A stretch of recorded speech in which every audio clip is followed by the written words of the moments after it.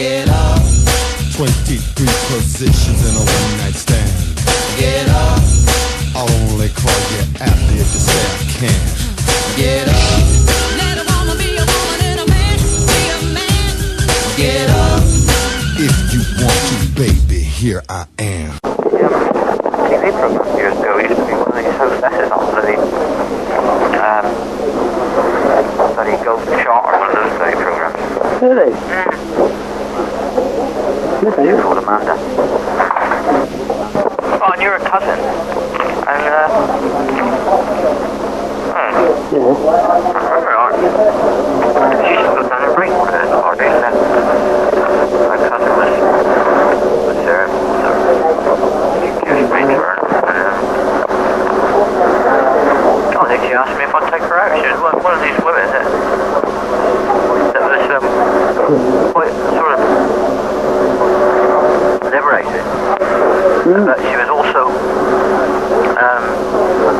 extremely attractive, and she would miss something or other, you know, one of these bloody competition jobs, which is probably how she got on the box. She's quite a smart, so smart, a bit of gear that well, would say, oh, you know, about taking her a drink or whatever. She used to do it every birthday. Boy, it was not all the time. I don't mean she was a bloody tart. She wasn't. But she used to do that, and quite honestly, I mean, when you're presented by that, I mean, you ain't going to say no. I mean, it's a tasty bit of gear. I mean, you could be fucking that. Say, well, I'm not proud to your taste, but you had to be a bit unusual, or very heavily into the marriage thing to say no to that. I mean, it was bloody something else, you know. You just, well, quite good. I mean, good night still. And I took her out twice. Yeah. Twice or three times. It was the first time I met. Back to one place.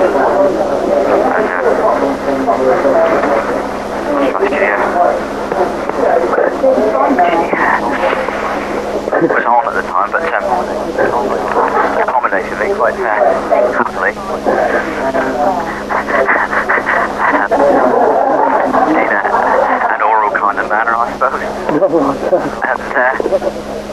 And then promised me that, well, first he put me on a promise that I was going to give her one after a few days when I took her again, which I did.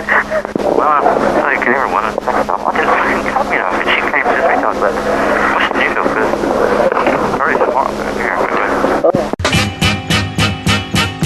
Get on up, get on up, get up, get on up, get up, get on up, get on up, get on up, stay on the scene, get on up, like a loving machine, get on up, get up, get on up.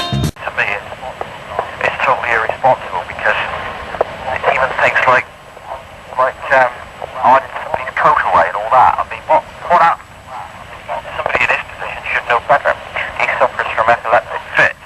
Now, just supposing he's got some sort of medication which, when he feels something coming on, as with people with heart conditions, perhaps, they've got to go for the tablets.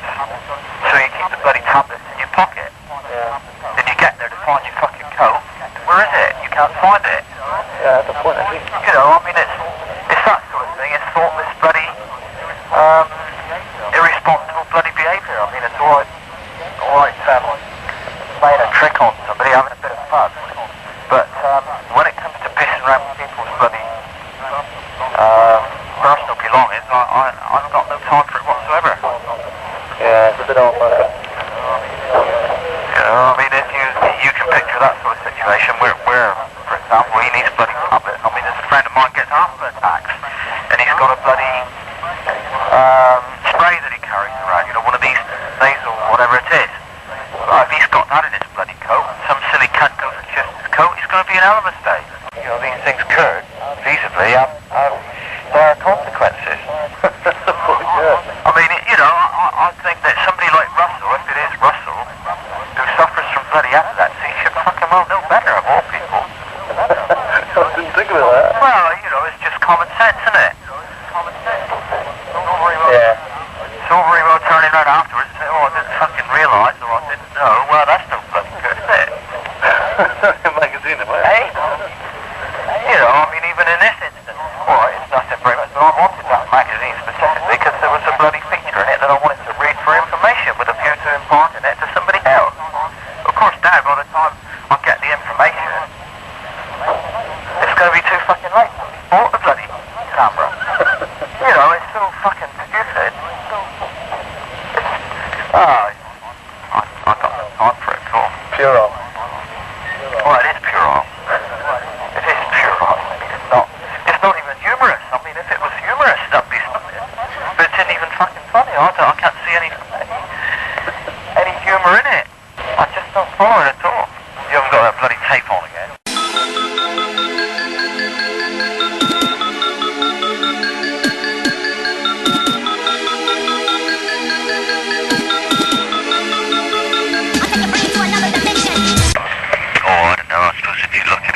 Year.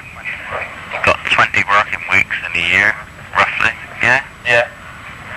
So, out of those, I'm probably off for,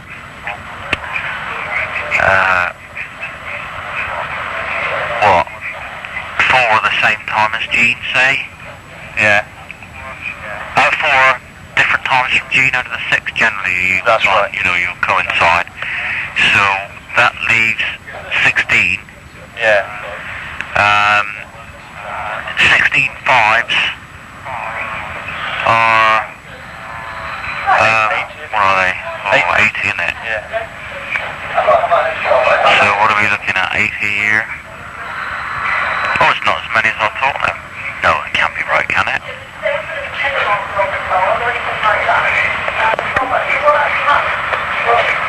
Let's say, how many works, no, 46, roughly 46 weeks, isn't it? 40, Yeah. say 45 weeks. Yeah, about 40 weeks is more like it. Get the dog out round about 35, 40 weeks. Yeah. Yeah, that's about right. 150 turns a year, or so. 150 to 200 a year. Oh, 500-600 turns, I expect. That's a hell of a pile of shit, isn't it?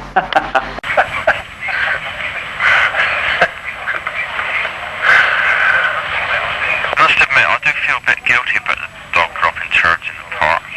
Yeah. But I'm not very happy about carrying plastic bags and picking up lumps of shit and putting them in the bin. It's not really my thing, that. No. If it was my own dog, then I'd probably be a bit more amenable to it. But Yeah. no, it doesn't appeal to me at all. Not in the slightest. And I'll probably get the dog to shit in the back garden, you know. Or else take it out on the moors, but I wouldn't. It's a bit awkward these days, isn't it? Yeah. I don't approve of. I certainly don't approve of dogs dropping turds on bloody pavements and all that, because there's no need for it. But I sometimes wonder whether things tend to go a little bit too far at times. Yeah. Either you keep pets or you bloody well don't. Yeah. I know they've brought up this blindness business with the kids, which up to a point is fair comment, but I mean, bugger me.